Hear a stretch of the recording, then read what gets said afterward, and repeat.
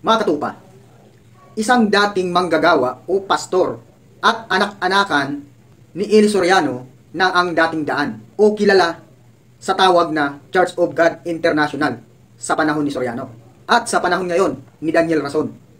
Pinalitan po ng MCGI na tinatawag naman ngayon na Member Church of God International. Diyan pa lang po, mapapatunayan nyo na po na fake po ang inyong reliyon. Alam nyo kung bakit? Sapagkat wala pong itinayo ang Panginoong Hesukristo na papalit-palit ng pangalang reliyon na kanyang itinayo. Alam nyo na po kung ano ang tunay. Ngayon mga katupa, panoorin nyo ang bidyong ipapakita ko sa inyo na kung saan isang manggagawa o anak-anakan ng yumaong si Eli Soriano. Panoorin ang kanyang testimonya o patotoo at pahayag mula nang siya'y magsuri sa Iglesia ni Cristo. Ito po mga katupa, lalong-lalo na sa mga taong miyembro ng MCGI. Ito po ang ipapakita kong video ay hindi po paninira, kundi ito po ay pawang katotohanan nang galing po mismo sa dati ninyong kapatid. Well mga katupa, sa bagay, di naman kami magtataka sapagkat sanay naman kayo na ang lagi nyong sinasabi, ayan na naman, paninira na naman. Alam nyo katupa, no? Yung mga pinapakita namin ay pawang katotohanan po yan. Hindi po yan paninira na katulad ng inyong ginagawa. Kami po, ang ipinapakita namin ay pawang katotohanan na may pruweba at katotohanan. Eh sa inyo, meron ba kayong katotohanan na ipinapakita? Puro fake, di ba? Puro walang kwenta. Pero itong mga pinapakita namin ay katotohanan po. Hindi po ito paninira dahil mahal po namin ang mga taga-sanlibutan. Dahil gusto rin namin na maakay kayo at magtamo ng tunay na kaligtasan sa araw ng paghukom. Well katupa, panoorin natin ang video ito na dating anak-anakan at pastor ni Eli Soriano sa Church of God International. Panoorin po natin mga katupa ang kanyang testimonya. Ako si kapatid na Albert Espino, isang dating ministrong tagapagturo sa isang distrito sa lugar ng Bulacan sa relihiyon na Church of God International na mas kilala sa pangalang Ang Dating Daan. Mula 1998 hanggang 2016 nangangaral sa nakagisnan kong pananampalataya. Meron na akong ilang mga bagay na pagsasaliksik tungkol sa ADD kasi may mga question mark na ako sa puso ko eh. Isa pa sa mga naging tanong ko sa sarili ko, bakit dito sa relihiyong Ang Dating Daan, wala kaming mga gusaling sambahan? Ang batayan nga, kasi nga, ba't naman ikakailangan mo magtayo, hindi naman tumata ng Diyos, uupa na lang tayo. May nakasulat sa Biblia na ipagtayo mo ko ng dakong sambahan. Ang Diyos ang may sabi nun. Kaya sabi ko, bakit ganun? Doon ako unti-unting nagiging mitikuloso na parang hindi tama. Kasi napakaraming abuloy dyan. Nagsuri ako na nagsuri. Pinag-aralan ko ang lahat ng bagay. Ano ba talaga ang iglesyang sa Diyos? Nasaan to? Sino ang namumuno dito? Sino ang may dala nito? Sino pinili para ipalaganap ang salita ng Diyos? Yung mismong puno pa ng isang relihiyon ang nagpalaki sa akin. Bilang isang ministro, napakahirap masaganang buhay, magandang sasakyan. Nung nasa Pampanga ko, Bulacan ako, doon lang umikot ang buhay ko. Hindi ko pwedeng maglalayo ng lugar bilang isa sa mga anak-anakan. Pero nang alang-alang dahil doon sa aking prinsipyo na hanapin mo kung ano yung tama, manindigan ka. Isang pagkakataon na kaya ako lalong nag-interesado nung makapanood ako sa Channel 25, Ginoong Maximo Bularan, siya ang nagbabalangkas noon sa telebisyon. Tinatalakay doon kung ano yung tunay na iglesia, na siyang nagpabihag sa akin ng gusto na ano nga ba talaga ang tunay na iglesia. Gabi-gabi ginagawa ko yun hanggat may pagkakataon kasi masyadong mahigpit. Pagka nanonood ako kapatid, sisiguraduhin ko unang-una sa lahat walang nakatutok na CCTV unang-una sa loob ng kwarto ko. Tapos pangalawa, sisiguraduhin ko diyan sa building 5 sa apartment namin walang taong parating o walang sino mang pwedeng umistorbo sa akin. Nakalak yan. Sasaliksik ako. Bakit ganun? Bakit ganun dito? Hindi, sabi, yung mga ganung punto na nagtatanong ako pero gusto kong makuha yung sagot. Yun yung isang way ko, isang mga nako na sandali para kahit sa papaanong paraan nakapag-aaral ako kung ano yung tama talaga. So nanonood ako ng Net 25, biblically. Wala akong nakitang sinabi rito na walang batayan. Lahat meron. Malinis.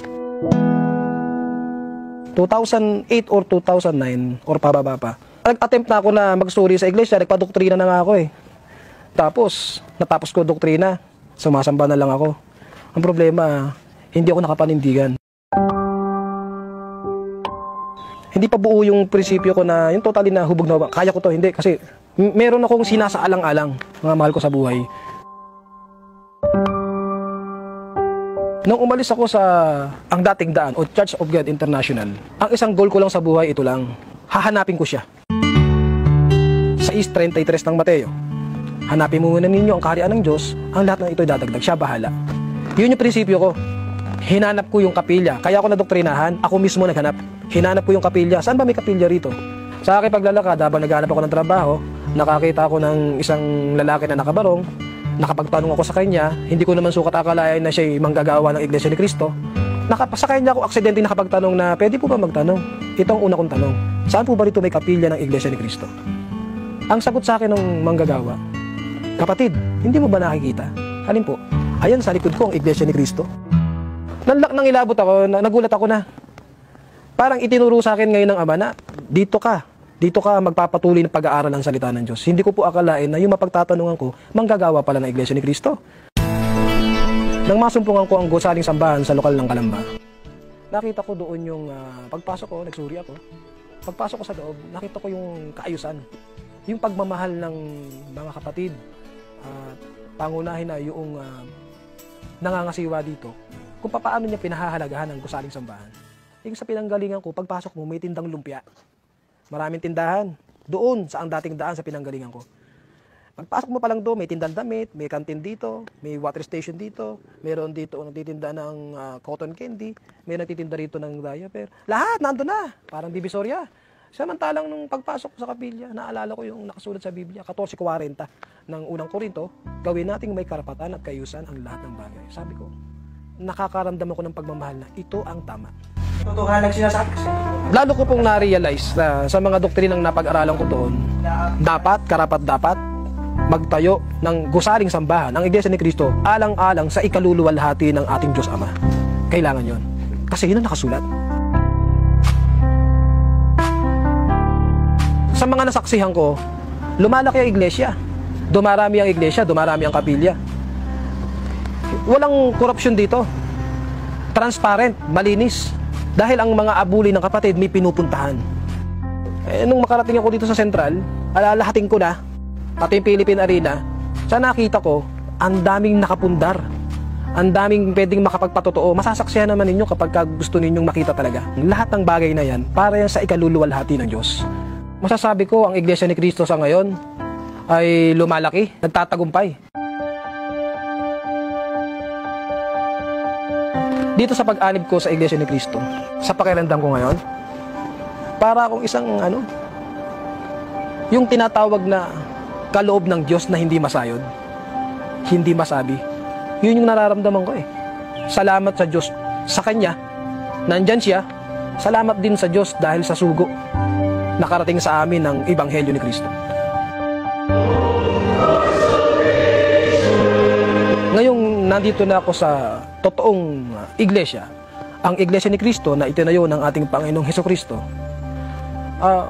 masasabi ko, lalo na doon sa mga nagsusuri, sa mga, yun nga, yung ibig pumasok, ibig sumubok, testing lang, bakit di natin gawin? Wala namang masamang sumubok. Buksan natin yung puso natin.